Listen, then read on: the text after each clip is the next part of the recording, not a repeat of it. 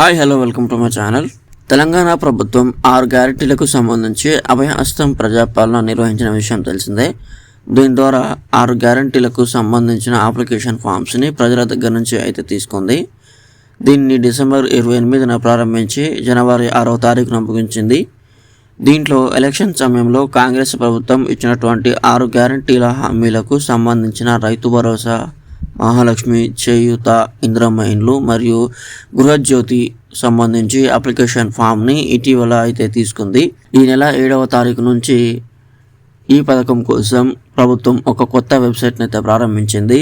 ఈ ప్రారంభించిన వెబ్సైట్లో ఈ పథకంలో తీసుకున్నటువంటి ఏవైతే అప్లికేషన్స్ ఉన్నాయో ఆ అప్లికేషన్స్ని ఆన్లైన్ అయితే చేస్తోంది.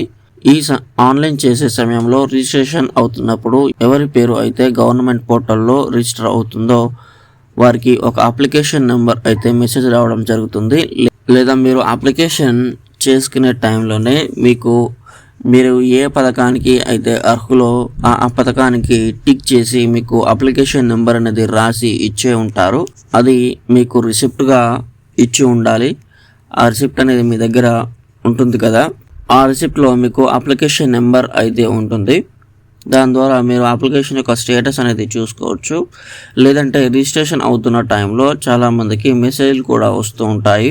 దాన్ని బేస్ చేసుకొని చాలామంది సైబర్ నేరగాళ్ళు అయితే ఓటీపీ వచ్చింది అనేసి బ్యాంకుల్లో డబ్బులు అయితే కాజేస్తూ ఉన్నారు. వాటిపై అప్రమత్తంగా ఉండాలని ప్రభుత్వం అయితే చెప్తోంది.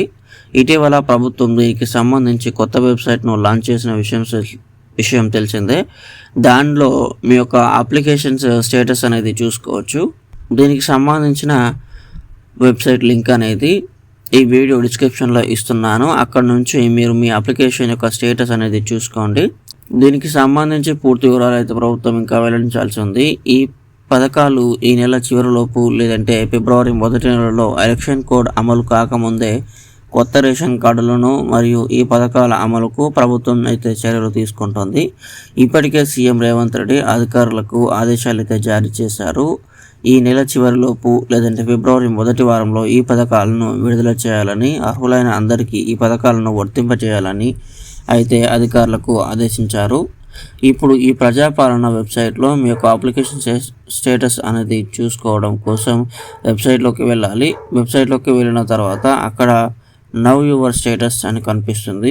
ఆ నవ్ యువర్ స్టేటస్లో మీకు వచ్చిన అప్లికేషన్ నెంబర్ ఏదైతే ఉంటుందో దాన్ని అక్కడ సబ్మిట్ చేసి వ్యూ డీటెయిల్స్ అంటే మీకు డీటెయిల్స్ అనేవి వచ్చేస్తాయి. మీ అప్లికేషన్ ఎక్కడ దాకా ప్రాసెస్ అయింది, మీరు ఏ పథకానికైతే ఎలిజిబుల్ అయ్యారో అనేది ఈ వ్యూ డీటెయిల్స్లో అయితే చూపిస్తుంది. సో ఈ వీడియో మీకు అర్థమైందని అనుకుంటున్నాను ఫ్రెండ్స్. ఇది ఫ్రెండ్స్ ఈరోజు వీడియో మీకు నచ్చినట్లయితే లైక్ చేయండి. అలాగే మన ఛానల్కి సబ్స్క్రైబ్ అయిపోండి. Thank you friends.